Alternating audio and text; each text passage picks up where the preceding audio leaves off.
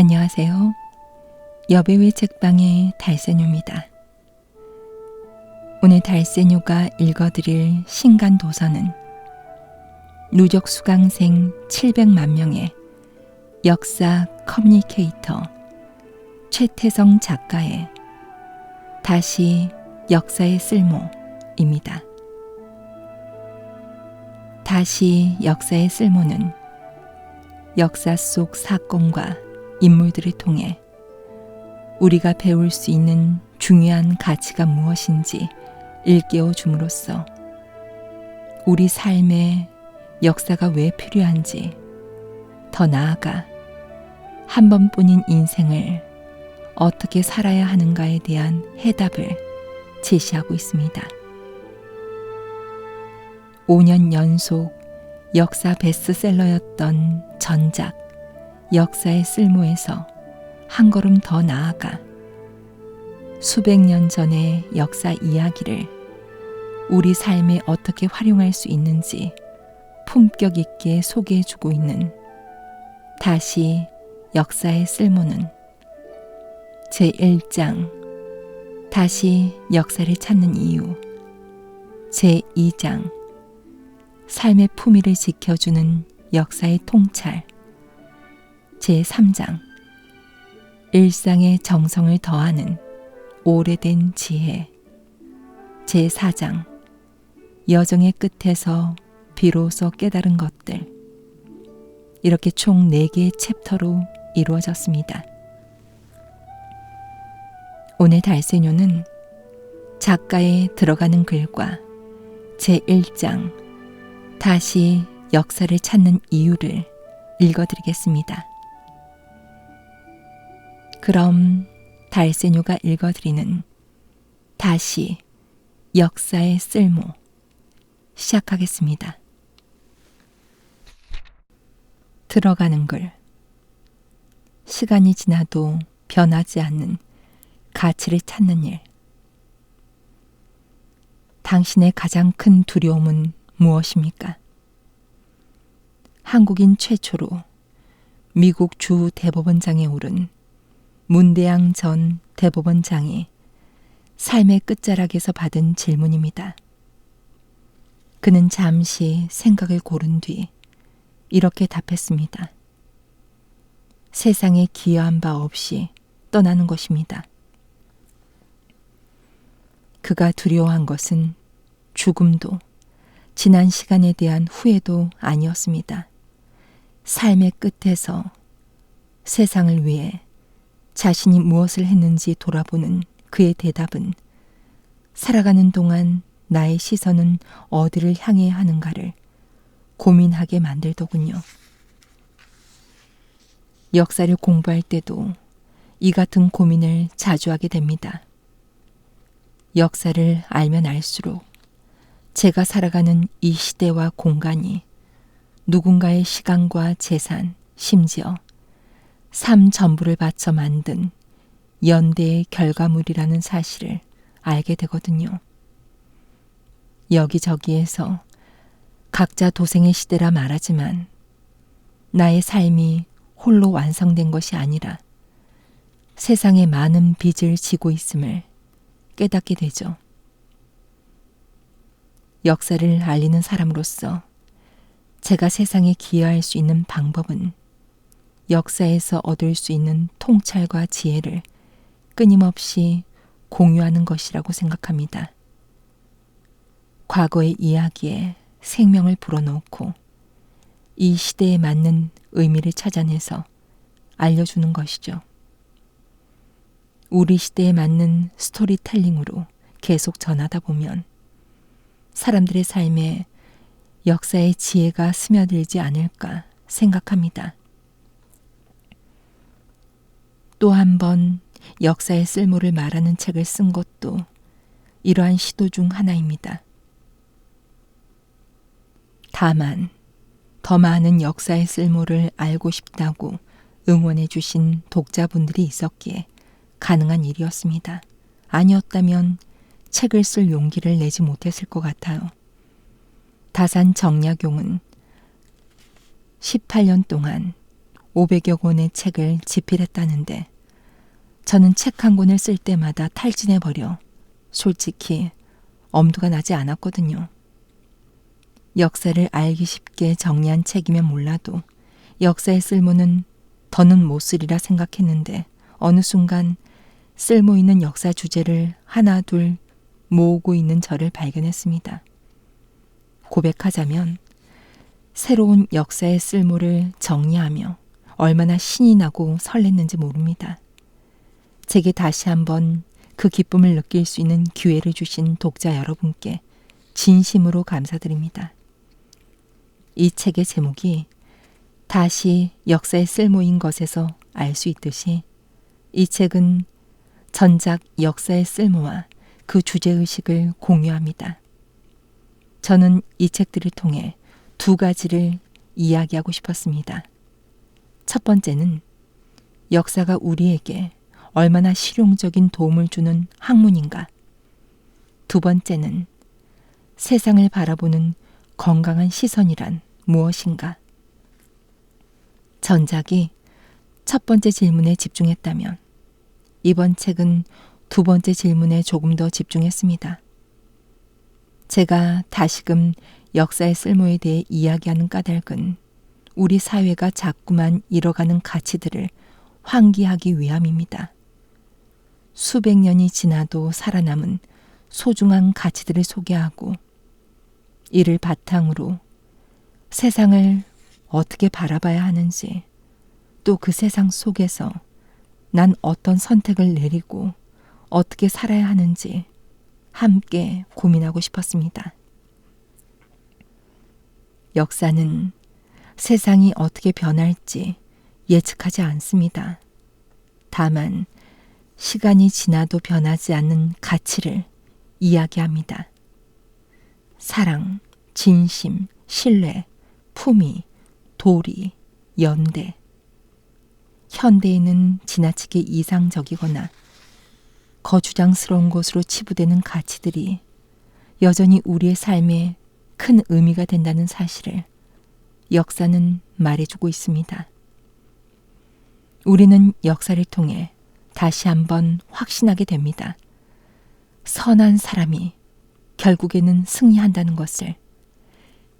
끊임없이 도전하는 중에 겪게 되는 실패는 성공을 위한 과정일 뿐이라는 것을. 하루하루 정성을 다하는 삶이 훌륭한 결과를 만들어낸다는 것을. 그리고 함께 사는 삶을 고민하는 사람만이 행복에 닿을 수 있다는 것을 말이죠. 이 책으로 막연하게 느꼈던 여러 가치의 실체를 확인한다면, 또 그 가치들을 나의 오늘에 적용할 수 있게 된다면 그것이 이 책의 쓸모이자 역사의 쓸모를 입증하는 일일 것입니다. 전 여전히 역사란 사람을 만나는 인문학임을 믿습니다. 그래서 이 책에서도 제 선택과 삶에 영감을 준 인물을 여럿 소개했습니다. 특히 이 책을 쓰는 내내 제 머릿속을 떠나지 않은 인물이 있었습니다. 바로 도산 안창호입니다. 독립운동가이자 교육자인 안창호에게는 잘 알려지지 않은 이력이 하나 있습니다. 미국에서 직업 소개소를 운영한 일입니다. 오렌지 재배로 유명한 캘리포니아주의 리버사이드에서 말이죠. 이곳은 20세기 초 미국에서도 손에 꼽을 만한 부촌이었습니다. 어마어마한 크기의 오렌지 농장에는 항상 일손이 필요했고 각국의 이주 노동자들은 돈을 벌기 위해 이곳으로 몰려들었습니다. 그 중에는 한국인도 있었습니다. 그런데 좀처럼 일자리 잡기가 어려웠습니다. 중국인이나 일본인에 비해 숫자가 적었고 나라까지 무너져가는 상황이다 보니 해외에서도 설 자리가 없었던 것이죠. 이 모습을 본 안창호는 농장주들과 직접 협상하며 일자리를 알선했습니다. 소개만 하는 것이 아니라 함께 일도 했죠. 원래는 공부를 하러 미국에 갔는데 비참하게 사는 동포들의 삶을 개선하는 것이 더 시급한 문제임을 깨달았던 것입니다. 쉴 틈이 없는 고된 노동을 하면서도 안창호는 이렇게 말했습니다. 오렌지 하나를 따더라도 정성껏 땁시다. 그러면서 그는 덧붙였습니다. 정성껏 오렌지를 따는 것이 곧 나라 사랑이라고요. 너무 과한 생각 아니냐고 할 수도 있겠습니다. 그러나 나라의 운명이 위태로운 시대를 살았던 안창호는 오렌지를 정성껏 따면 낙과가 줄 것이고 낙과가 줄면 오렌지 농장주가 좋아할 것이고 그러면 한국인에 대한 신뢰가 쌓여 취업도 수월해질 것이고 언젠가 한국이 독립을 호소할 때 미국인들이 지지해 줄 것이라고 이야기했죠. 안창호에게는 한낱 오렌지를 따는 일도 정성껏 하면 나라를 위하는 방법이었던 셈입니다. 삶이라는 단어는 크고 거창해 보이지만 이를 구성하는 오늘의 일상은 어쩐지 그리 특별하게 느껴지지 않습니다. 대부분은 어제와 크게 다르지 않은 오늘을 보내고 재미와 보람에 앞서 생존을 위해 일하는 경우가 많습니다. 반복되는 행위로 채워진 예측 가능한 일상을 보내죠. 그런데 일상의 행위에 건강한 의미 하나가 부여되면 지루하게만 느껴졌던 오늘이 전혀 다른 방향성을 갖게 됩니다. 이는 곧 우리 삶에 의미를 부여하는 일과 다름없습니다. 일상에 의미를 부여함으로써 나의 삶을 정성 들여 살아내야 하는 이유를 찾게 되죠. 적어도 지금 당장을 버텨낼 수 있는 이유 하나 정도는 알게 됩니다. 그래서 저는 오늘도 주어진 하루를 정성껏 보내려고 노력합니다. 정성껏 하루를 보내려는 시도가 모여 우리의 삶을 그리고 우리 모두의 역사를 바꿀지도 모릅니다. 이를 깨닫는 순간 우리는 스스로에게 질문을 하게 됩니다. 한 번의 인생 어떻게 살 것인가? 여전히 인간다운 삶의 쓸모를 고민하는 여러분에게 이 책이 작은 단서가 될 수 있기를 바랍니다. 기여할 수 있는 삶, 정성껏 사는 삶, 다시 역사에 묻습니다. 2024년 여름 대나무 숲에서 당신과 연대하고 싶은 최태성. 평범한 내가 역사의 주인공이 되는 순간 30년 가까이 역사를 알리다 보니 사람들이 종종 묻습니다. 오랫동안 역사 이야기를 해왔는데 아직도 새롭게 할 이야기가 있느냐고, 혹시 지겹지는 않으냐고, 무엇보다 여전히 재밌냐고 말이죠. 이런 질문이 낯설게 들릴 정도로 전 지금도 역사가 새롭고 재밌습니다. 인류의 역사가 얼마나 다채로운지 밤을 새서 이야기해도 끝이 없을 정도입니다. 강의를 하는 제 입장에서는 역사를 선택한 것이 천운이었어요.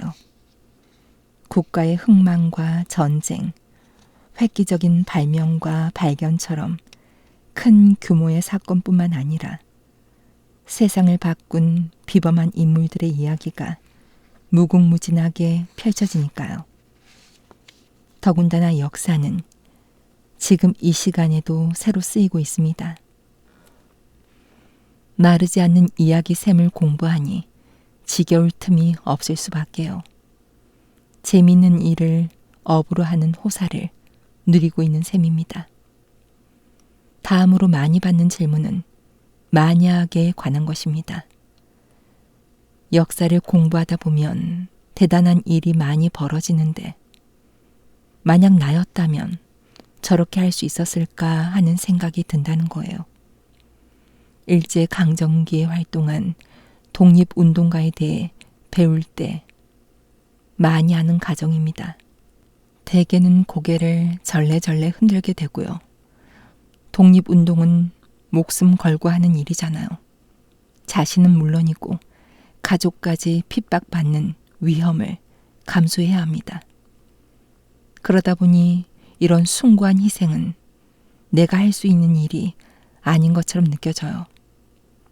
그래서 학생들 중에는 자조적인 목소리로 그 시절에 태어났으면 자신은 매국노가 됐을 거라고 말하는 사람도 있습니다. 친일 행위에 적극적으로 가담하지 않더라도 엄청난 손해와 희생을 감당할 자신은 없으니 체제에 순응하며 살았을 것 같다는 말이죠. 이런 가정은 역사와 현실, 그리고 역사 속 인물과 자신 사이에 거리감을 느끼게 만듭니다. 역사 앞에서 자꾸만 작아지게 되는 거예요. 이런 가정을 계속하다 보면 역사는 평범한 사람의 이야기가 아니라 남다른 사람, 이름을 남길 만한 뛰어난 사람의 것이라고 여기게 됩니다.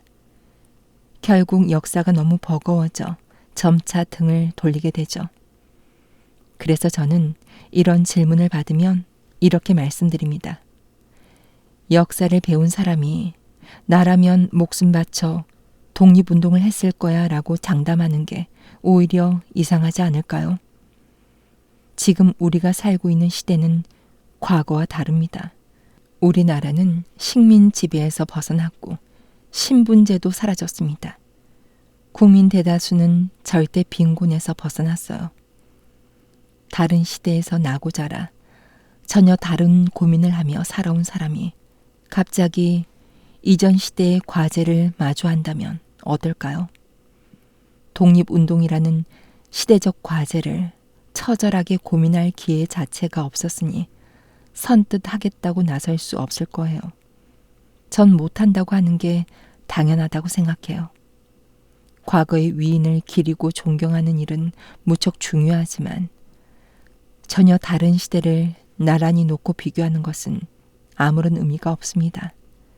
그 시대에는 그 시대의 과제가 있었듯 우리 시대에는 우리 시대의 과제가 있죠.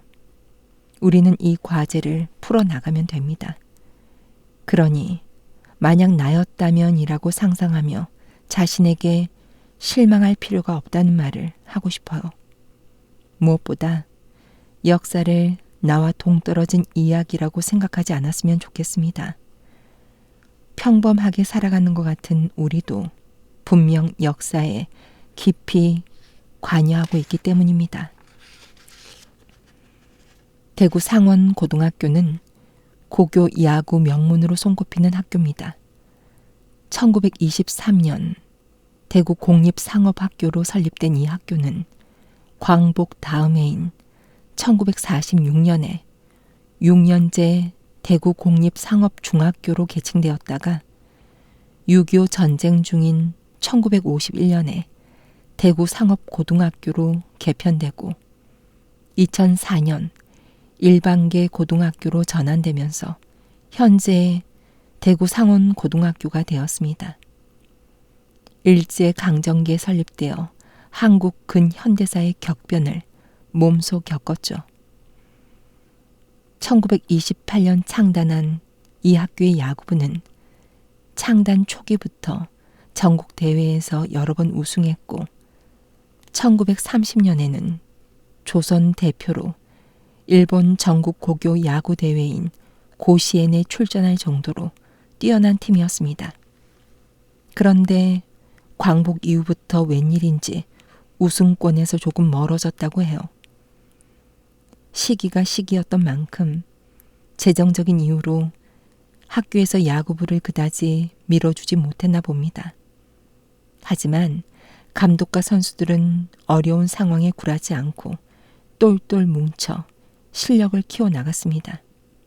그리고 1950년 제5회 청룡기 전국 야구 선수권 대회에서 돌풍을 일으켰죠. 사실 학교 측에서는 이 대회에 나가지 말라고 했대요. 성적이 좋을 리가 없다는 것이 그 이유였습니다. 하지만 예상과는 달리 당시 대구 상업중 야구부는 기세가 대단했습니다. 마침내 1950년 6월 18일에 열린 결승전에서 동래중을 2대1로 꺾고 우승을 차지했습니다. 기적 같은 일이 일어난 거죠.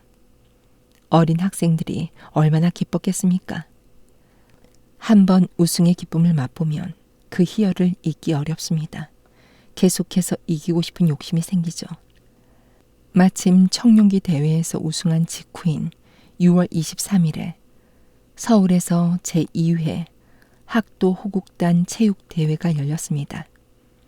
대구 상업중 야구 부원들은 이 대회에 참가하기 위해 대구로 내려가지 않고 서울에서 머물렀죠. 목표는 전국대회 2연패였습니다. 1회전을 부전승으로 통과한 야구부는 6월 25일에 열릴 준결승전에서 또다시 동래중과 맞붙을 예정이었죠. 많은 이들의 관심이 이 라이벌전에 쏠렸을 겁니다. 그 시절의 야구의 인기는 정말 엄청났거든요. 지금도 그렇지만 그때 야구 경기는 거의 축제나 다름없었습니다. 그런데 6월 25일로 예정되어 있던 준결승전은 열리지 못했습니다. 그날 새벽 6.25 전쟁이 발발했기 때문입니다. 대구 상업중 야구부 학생들은 시합도 해보지 못한 채 헐레벌떡 대구로 내려와야 했죠. 6.25 전쟁 당시 북한은 선전포고도 하지 않고 쳐들어왔습니다. 무방비 상태였던 대한민국 국군은 북한군의 속수무책으로 당할 수밖에 없었습니다. 북한군은 단 3일 만에 서울을 점령했죠. 그리고 아주 빠른 속도로 진격했습니다. 우리 군은 낙동강 방어선까지 밀려 내려왔죠. 전황은 시시각각 불리해졌습니다. 대구에도 휴교령이 내려졌고 학생들은 학도병으로 참전하게 되었습니다. 대구 상업중 야구부 학생들도 예외는 아니었죠. 청룡기 대회 우승의 주역이었던 삼루수 이문조, 유격수 박상호, 우익수 성나홍은 야구 방망이와 글러브가 아닌 소총과 수류탄을 들고 낙동강 방어선으로 갔습니다. 전쟁 초기에 벌어진 낙동강 방어선 전투는 말할 수 없이 치열했어요. 그곳까지 내주면 대한민국은 꼼짝없이 북한에 점령당할 상황이었습니다. 어떻게든 낙동강 방어선을 사수해야 했습니다. 반대로 북한은 무슨 일이 있더라도 한 달 내에 전쟁을 끝내겠다는 일념으로 낙동강 방어선을 돌파하려 했죠. 약 50일간의 치열한 전투 끝에 다행히 우리 군은 북한 인민군을 막아내고 전세를 역전시킬 수 있었습니다. 그러나 이 과정에서 수많은 사람이 목숨을 잃어야 했어요. 3명의 야구부 학생 역시 다시는 그라운드로 돌아오지 못했습니다. 전쟁은 1953년에 끝이 났지만 그 이후 대구 상고 야구부는 1950년대에 열린 전국대회에서 단 한 번도 4강에 들지 못했다고 합니다. 주력 선수들이 사라지면서 힘이 빠졌던 거죠. 낙동강 방어선 전투에서 사망한 학생들은 장래가 유망했어요. 살아있기만 했다면 저마다 멋진 인생을 일궈 나갔을 겁니다. 좋아하는 야구도 실컷 했을 거고요. 대구 상고 야구부 역시 연이어 우승하면서 더 빠르게 명문 야구단으로 도약했을지 모릅니다. 그런데 전쟁이라는 역사적 사건이 그런 기회를 전부 앗아가고 말았죠. 과연 이 어린 학생들은 자신이 원해서 6.25 전쟁의 한 복판에 뛰어들었을까요? 목숨 바쳐 싸우길 원했을까요? 물론 그런 측면도 전혀 없진 않겠죠. 하지만 평소에 나는 조국을 지키는 애국자가 될 거야 라는 생각으로 살아가지는 않았을 거라고 생각합니다. 저라도 그랬을 것 같거든요. 그저 매일 야구를 하고 그 나이 또래가 하는 걱정과 고민을 하며 지냈을 겁니다. 시대적 상황이 그들을 야구장이 아닌 전쟁터로 향하게 했습니다. 야구가 아닌 전투에 청춘을 불사르게 했습니다. 분명한 의도와 신념을 가지고 있지 않았더라도 전선에 뛰어들어 자신의 모든 것을 내어주게 된 거죠. 말 그대로 역사의 주인공으로 우뚝 서게 된 것입니다. 우리의 삶도 마찬가지인 것 같습니다. 우리가 전쟁에 나가서 목숨을 내걸고 싸울 수 있을까요? 일제에 대항해 폭탄을 던지고 온갖 고초를 이겨낼 수 있을까요? 지금 생각하면 못할 것 같습니다. 상상만 해도 두렵고 떨리거든요. 그런데 막상 그래야만 하는 순간이 찾아오면 나도 모르게 그 현장에 서 있게 될 수도 있죠. 저는 현장에 나가게 만드는 동력이 역사에서 나온다고 생각합니다. 역사의식은 마치 DNA처럼 우리 몸에 각인되어 있는 것 같아요. 그래서 평소에는 모르고 있다가 필요한 상황이 되면 짠 하고 발현되는 거죠. 역사의식이라는 DNA가 온몸을 휘감으면서 내가 전혀 상상하지 못했던 모습으로 역사적 장면에 뛰어들게 될 수도 있다는 겁니다. 그러니까 내가 그런 일을 할 수 있을까? 라고 질문을 던지는 것보다 그런 일이 있었다라고 기억하는 것이 중요합니다. 역사를 기억하는 것, 그리고 역사 속 사람들을 기억하는 것, 그것이야말로 역사적으로 사는 길일 겁니다. 이것이 만약으로 시작하는 여러분의 질문에 제가 드릴 수 있는 답입니다. 전쟁이 끝난 뒤에 대구 상고 야구부는 다시 꾸려졌습니다. 팀은 예전 같지 않아도 야구부 학생들은 전설과도 같았던 한때를 추억했겠죠. 그 시절을 함께했던, 다시는 함께할 수 없는 이들의 이름도 떠올렸을 겁니다. 이문조, 박상호, 성나홍이라는 이름은 그렇게 역사가 되었습니다. 평범한 사람의 이야기를 하나 더 해보겠습니다. 떠오르는 이야기가 무척 많지만 그 중에서도 하와이 이주 노동자 이야기를 들려드리고 싶습니다.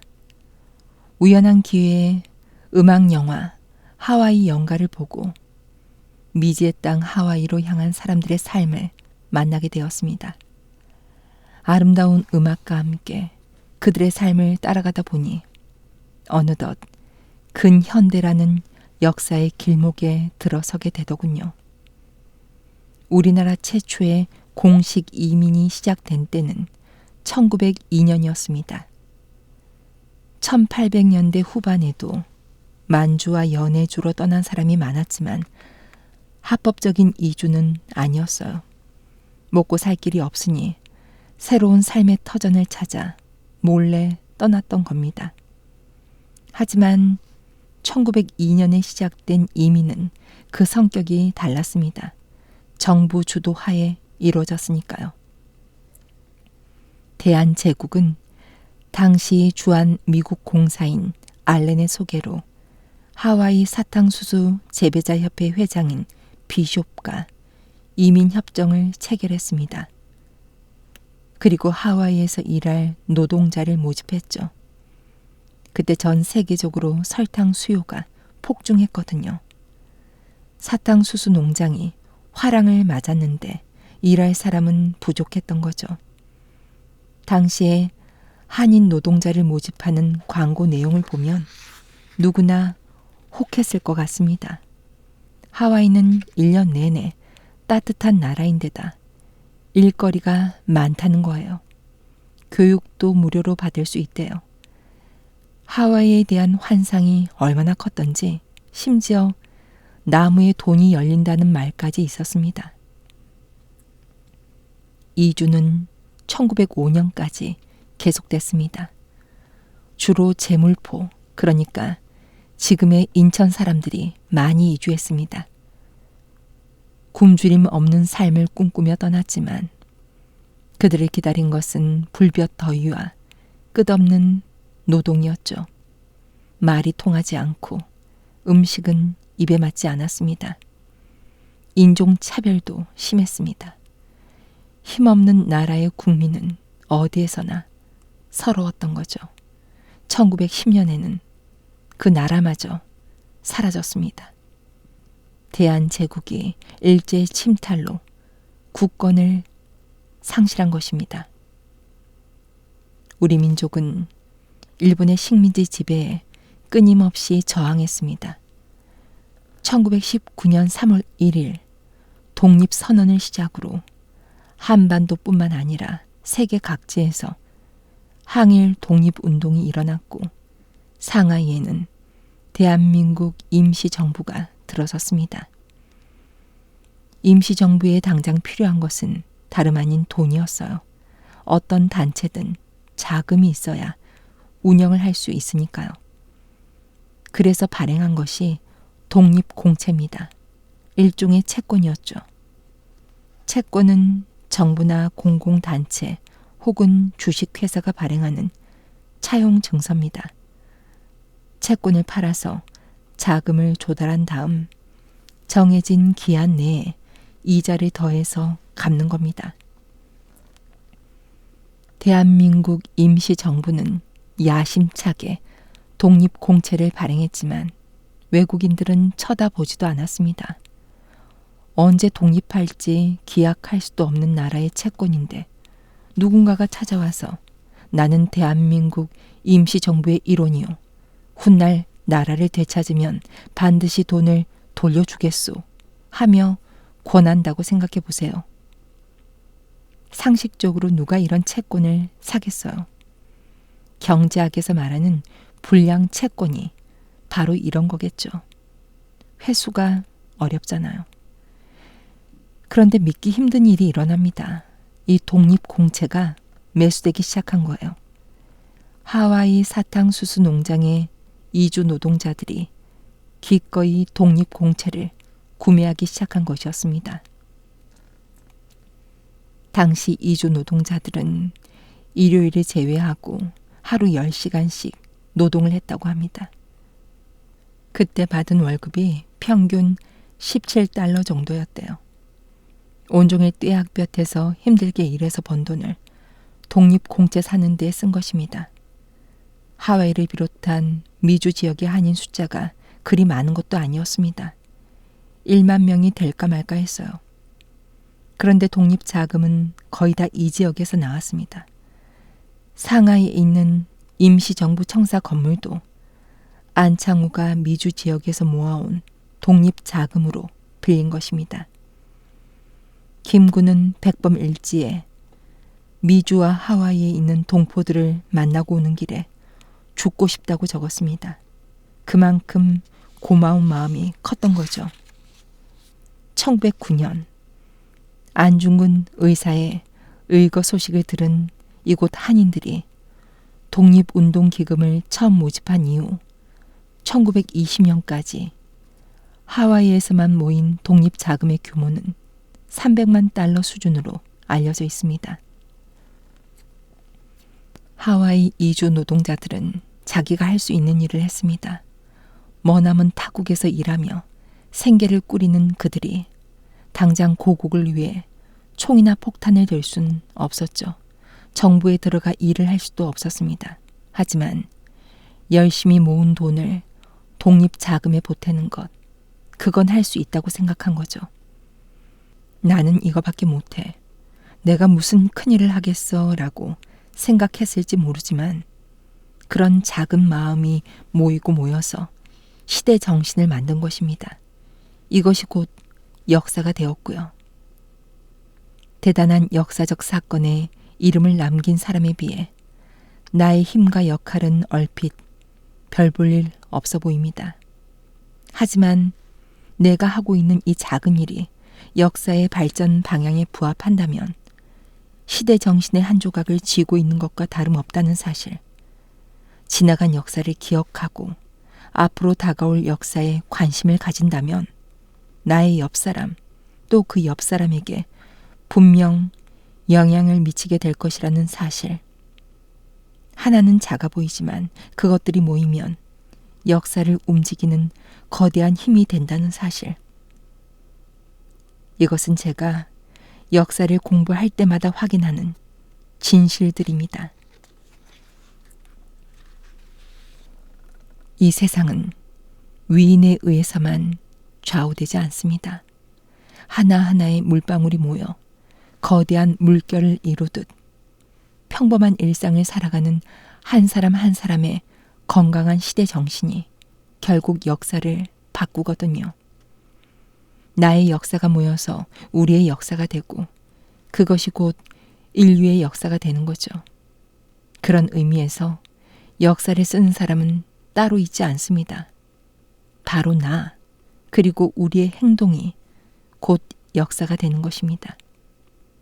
그러니 내 존재가 작아 보이더라도 나 역시 역사의 구성원이자 주체라는 사실을 잊지 않았으면 좋겠어요. 역사는 나와 상관없는 이야기가 아니라 바로 지금 나의 이야기니까요.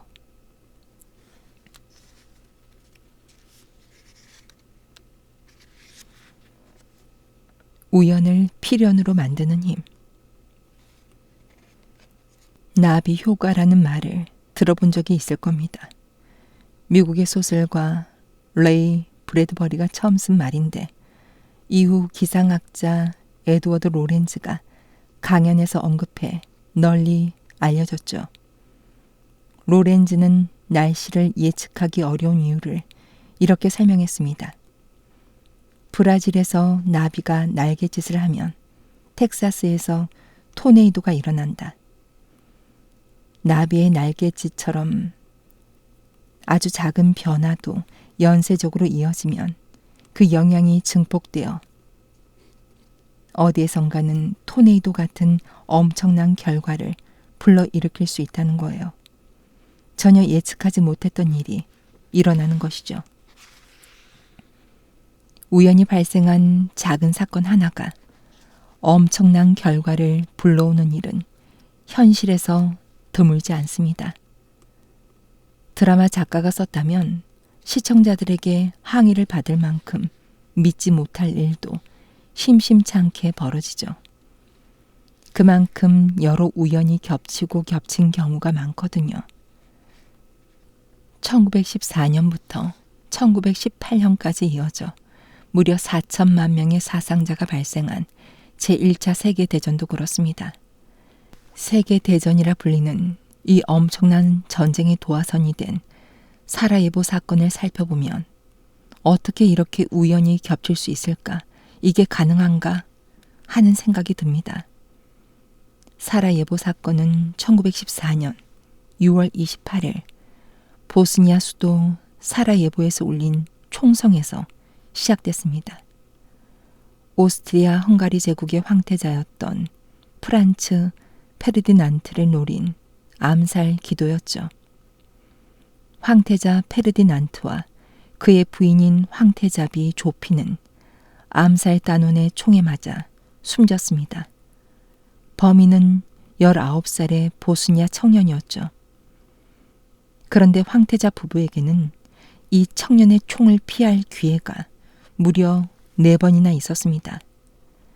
암살 위협이 있는 줄 모르고 있다가 당한 게 아니라 뻔히 알고 있었는데 당했다는 말입니다.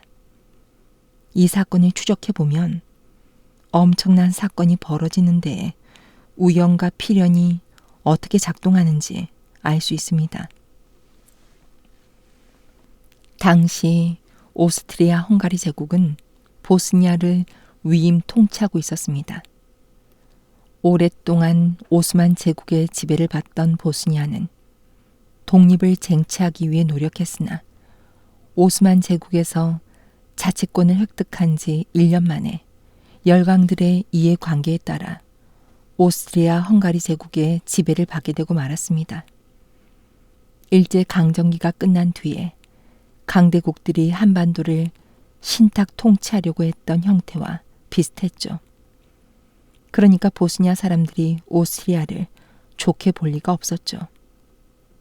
이렇게 분위기가 좋지 않은 때에 오스트리아 황태자 부부가 군사훈련 참관을 위해 보스니아로 간 겁니다. 페르디난트도 그 점을 모르진 않았습니다. 세르비아에서 첩보가 날아왔거든요. 자신을 노리는 수상한 움직임이 있다는 첩보였습니다. 하지만 황태자는 보스니아 방문을 고집해요. 본인이 통치해야 할 지역인데 두려움 때문에 가지 않을 수 없다는 것이었습니다. 그래서 결국 예정된 날짜에 보스니아로 출발합니다. 어떻게 보면 살 수 있는 첫 번째 기회를 놓친 거죠. 보스니아를 방문한 황태자 부부의 호위 병력은 100여 명 밖에 되지 않았습니다. 제국의 황제가 될 사람인데다가 암살 첩보까지 있었는데 그런 것 치고는 너무 적은 수였습니다. 경호 인력이 너무 많으면 사람들의 불안감이 커질까봐 그랬던 것 같기도 합니다. 치안이 나쁘지 않다는 걸 보여주려는 의도였을 수도 있고요. 그래도 조심성이 좀 부족했던 게 아닌가 싶습니다. 심지어 부부는 오픈카를 타고 눈에 띄는 모자를 쓰고 깃털까지 휘날렸습니다. 황태자는 나야 나 라고 외치는 것과 다를 게 없었죠. 1909년 안중근 의사가 이토 히로부미 암살을 계획했을 때 가장 걱정했던 것이 무엇인지 아십니까? 이토 히로부미의 얼굴을 모른다는 점이었습니다. 당시는 지금처럼 사진이 흔한 시대도 아니었고 SNS 같은 것도 없었으니까 제 아무리 유명한 사람이어도 생김새를 알기 어려웠죠. 그래서 주변 인물의 행동을 잘 살핀 다음에 누가 이토 히로부미인지 판단이 되면 총을 쏴야 하는 거예요. 그러니 페르디난트의 행동은 암살범에게 표적을 알려준 것과 같았습니다. 이렇게 살 수 있는 두 번째 기회를 놓쳤습니다. 기차역에서 내려 차를 탄 황태자 부부는 시청으로 향합니다. 이때 첫 번째 암살 시도가 있었습니다. 황태자 부부를 총으로 쏜 사람은 한 명이지만 암살 계획에 가담한 사람은 한 명이 아니었거든요. 황태자가 움직이는 행로에 맞춰서 여러 명의 암살 단원이 매복하고 있었죠. 우리도 그랬습니다. 안중근 의사가 이토 히로부미를 저격한 곳은 하얼빈 역이었지만 다른 곳에서도 준비를 하고 있었습니다. 여기에서 실패하면 다음 장소에서, 또 실패하면 그 다음 장소에서 이런 식으로 계획을 촘촘하게 짜서 성공 확률을 높였죠. 페르디난트를 향한 첫 암살 시도는 어이없게 실패했습니다. 총을 쏴야 하는데 어어 하는 사이에 황태자 부부를 태운 차가 지나가 버렸죠. 다음 장소에 숨어있던 암살 단원은 첫 시도가 실패했다는 사실을 눈치챘습니다. 차가 멀쩡하게 왔으니까요. 그러니까 난 절대 놓치지 말아야지 하는 생각으로 이를 악물고 폭탄을 던졌을 겁니다. 그런데 그 순간 운전사가 엑셀을 꽉 밟았습니다. 폭탄이 날아오는 걸 본 거예요. 차가 앞으로 확 나가니까 폭탄은 차 뒤에 떨어졌죠. 황태자 부부는 무사했지만 많은 부상자가 발생했습니다. 이쯤 되면 공식 행사는 접었어야 합니다. 목숨을 노리는 사람들이 있고 실제로 폭탄까지 날아왔는데 또 무슨 일이 벌어질지 알 수 없잖아요. 여기서 남은 일정을 취소했다면 황태자는 목숨을 건졌을 겁니다. 그런데 행사를 강행했어요. 아랑곳하지 않고 계획대로 시청으로 갔습니다. 그렇게 살 수 있는 세 번째 기회도 사라졌죠. 시청에 도착한 페르디난트는 일정을 바꿔 갑자기 병원에 가봐야겠다고 합니다. 폭탄 때문에 다친 사람들을 살펴봐야 한다고 판단했던 거죠. 원래 일정은 시청에서 박물관으로 가는 것이었습니다. 시청에서 박물관으로 가는 길에는 암살 단원이 매복해 있었죠. 하지만 이조차 보나마나 실패할 상황이었어요. 황태자 부부를 태운 차는 박물관이 아니라 병원으로 향할 테니까요. 그런데 참 묘한 일이 일어났습니다. 운전사가 그대로 박물관을 향해 차를 몰았던 겁니다. 목적지가 바뀌었다는 사실을 아무도 운전사에게 전달하지 않았던 거예요. 함께 차를 타고 있던 장군은 얼른 차를 돌리라고 지시합니다. 운전사는 속도를 줄여 천천히 방향을 틀기 시작했습니다. 당시에는 차에 후진 기어가 없어서 무조건 유턴을 해야 했대요. 그런데 얄궂게도 그 앞에는 마지막 암살 단원이 있었습니다. 그는 얼른 총을 꺼내서 방아쇠를 당겼습니다.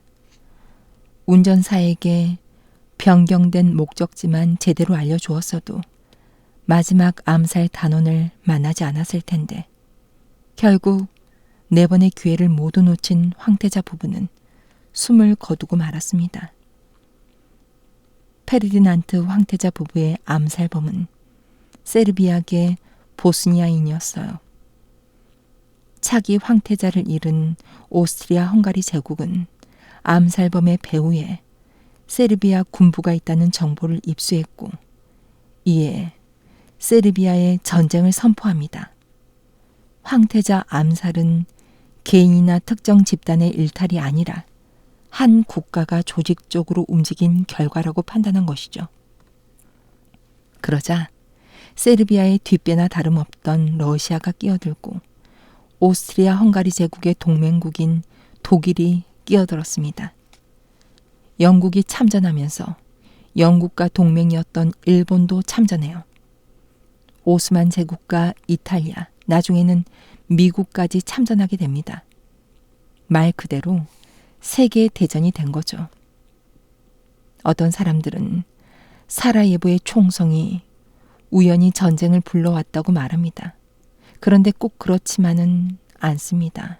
당시 유럽 열강은 두 세력으로 나뉘어 있었습니다. 영국과 프랑스처럼 이미 식민지를 많이 거느리고 있는 나라도 있었고 독일처럼 뒤늦게 식민지 경쟁에 뛰어든 나라도 있었어요. 그러니 서로 사이가 좋을 리 없었겠죠. 이러한 제국주의의 반대편에는 민족주의가 있었습니다. 앞서 말한 대로 보스니아를 비롯한 유럽 남동부 발칸 반도에 있는 나라들은 오스만 제국의 통치를 받고 있었는데 모두 독립을 원했어요. 마침 오스만 제국은 힘을 잃었고 비슷한 시기에 여러 나라가 독립하게 됐습니다. 독립한 나라들은 저마다 더 많은 땅을 차지하려고 했죠. 그 중에서도 세르비아의 야심이 가장 컸습니다. 발칸 반도에는 세르비아와 같은 남슬라브족이 많았는데 그들을 모아서 하나의 국가를 건설할 마음을 먹은 겁니다. 물론 유럽 열강은 그걸 원하지 않았어요. 민족의 독립과 분열을 부추기는 세력을 제압해서 제국의 영속성을 유지하는 것이 그들의 바람이었으니까요. 독일은 오스트리아 헝가리 제국의 보스니아 통치를 지지했습니다. 게르만 민족끼리 뭉치리 한 거죠.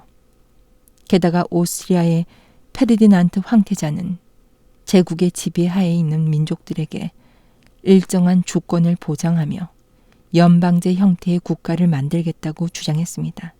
그러니 세르비아는 불만을 가질 수밖에 없었죠. 보스니아를 자기 세력으로 끌어들이고 국민으로 만들어야 남슬라브 민족 국가 건설이라는 원대한 꿈을 이룰 수 있으니까요. 그 계획이 성사되지 않을 것 같다는 위기감이 든 겁니다. 그러니까 제1차 세계대전은 제국주의와 민족주의, 또 다른 한편으로는 범게르만주의와 범슬라브주의의 충돌이었어요. 우연한 결과가 아니었습니다. 어떻게 해서든 일어날 필연적인 결과였던 것입니다. 사라예보에서의 총성은 하나의 명분이었을 뿐이죠. 어떤 사건이든 현상만 바라보면 오류를 범하기 쉽습니다. 막장 드라마처럼 난데없이 사건 사고가 일어나는 것처럼 보이거든요. 그래서 주변 상황은 물론이고 과거에서부터 이어지는 흐름을 읽어야 합니다. 흐름의 학문이 바로 역사입니다. 그래서 역사를 알면 겉으로 드러나지 않는 사건의 본질을 볼 수 있게 되는 거죠.